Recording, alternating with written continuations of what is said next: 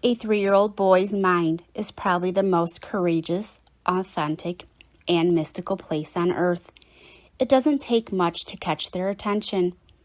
A butterfly in flight, shiny rocks sparkling in the sun, a frog's hop, a dog's bark are only a few examples of things that can lead a young, intrigued mind into harm's way.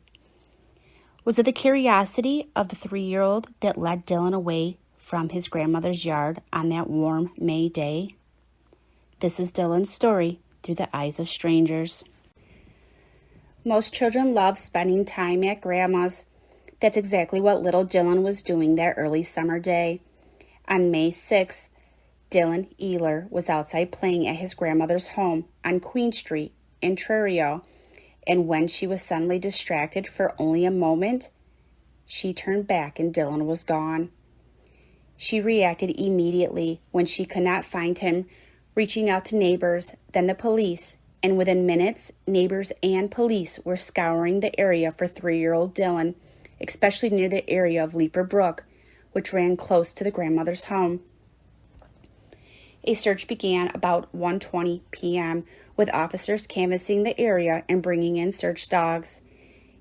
He was thought to have headed toward Leaper Brook, a small stream with steep, muddy banks, fast-moving with a cold spring runoff and deep enough in places to come up to a grown man's chest. Search and rescue teams found his small rubber boot Wednesday evening in the water of Leaper Brook. Then a couple of hours later, they came across the second boot further downstream near where the brook merges with the Salem River, which flows out into the Cobeek Bay at the easternmost tip of the Bay of Fundy. The water was cold and running pretty hard, searchers stated. They searched the swampy areas and holes, but there was so many places he could have been. Then on Thursday, the search turned into a recovery operation because no clues were found. The question arose asking, could he have been carried away to the Cobeek Bay area at the head of the Bay of the Fundy because of the current swift? The weekend that followed, many crews combed through a riverbed. Helicopters flew overhead and police canvassed the area once again. Hundreds of fire departments, first responders, and community members in support of the family and those involved in the search. Officials attached radio frequency equipment to a mannequin, which is the approximate height and weight of Dylan, and launched it into Leaper Brook, hoping that it would identify new search areas for trained personnel. A helicopter monitored it from above, and reported stations were set up along the Salem River to track the signal. The weather and water conditions were not exactly as they were on May 6th when Dylan went missing, but this trial was not meant to be an exact science. However, it is believed that the exercise did produce some useful information that the team evaluated, but still they could not find Dylan.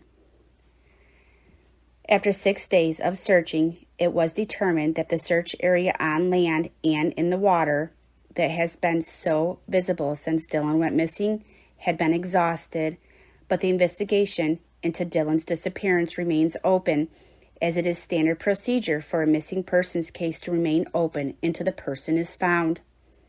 The parents have not given up hope. They think maybe Dylan has been abducted and is still alive, but are still searching the water and land diligently. People covered that ground as soon as the grandmother called for help. There was a guy instantly at that brook, and there was nothing. No boots, no boy, no nothing. They believe it's possible their son might have been kidnapped and that his boots could have been thrown off the small railway bridge that passes over the Leaper Brook close to where it meets the Salem River. A month after Dylan's disappearance, a Truro resident organized a community search for Dylan. Law enforcement does not recommend the use of non-trained searchers, but understands the community's desire to help and gave permission from Truro Police to conduct a search after feeling the need to help the family. 8 people volunteered to help search, including Dylan's parents and other family members. Since this time, many searches have taken place with the help of organizations like the Wings of Mercy, which use drones in their searches. The family has been under great scrutiny, as most parents are when a child cannot be found immediately. Dylan's parents were both charged following a domestic situation 4 days before the disappearance on May 6th. Dylan's mother was charged with assaulting his father, and his father was charged that day with uttering a threat to cause death to his mother. He is also facing a charge of community mischief by willfully damaging an Apple iPhone belonging to the mother. They were also ordered by the court not to communicate directly or indirectly with each other except through a third party to arrange for child visitation through a lawyer, but then Dylan disappeared. The Truro Police Chief, Dave McNeil, said he is aware of the charges, but there is absolutely no evidence to link the domestic charges with the boy's disappearance. There are no suspects in Dylan's disappearance, and there is no evidence, nor do they suspect foul play in Dylan's case, per the police chief. We are approaching the 4-month point, and there has been no evidence found other than the boots that were found, in which has been described as blue boots by search and rescue. And in one article, the mother confirmed those are his boots, but in other articles, the boots he was wearing was a different color and size than what was found. At this point, there's a missing 3-year-old boy named Dylan that is approximately 3 foot tall and weighing approximately 32 pounds with extraordinary eyes, with the left one being blue and the right one vertically half hazel and half blue. Dylan was last seen in the area of Elizabeth and Queen Street in Truro. He was wearing a camel fur jacket with fur hood with USA patches on the arms and chest, as you can see in some of these pictures, a red dinosaur t-shirt, camel jogging pants with gray and orange rubber boots per a particular flyer. There's a $16,000 reward offered in Dylan's case. Anyone with information on Dylan's whereabouts is asked to call the Truro Police at 902-895-5351. The administrators of the Missing Truth is sending prayer and positive healing energy out to Dylan and his parents. Reading their pleas for help is definitely heartbreaking.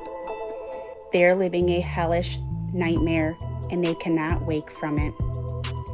We are praying Dylan is alive and is out there somewhere, and the parents can evidently find him. But if it's the other grim scenario, we bid you peace and healing love. Like and subscribe to The Missing Truth for updates on Dylan's case, and follow us on our Facebook page and our private group.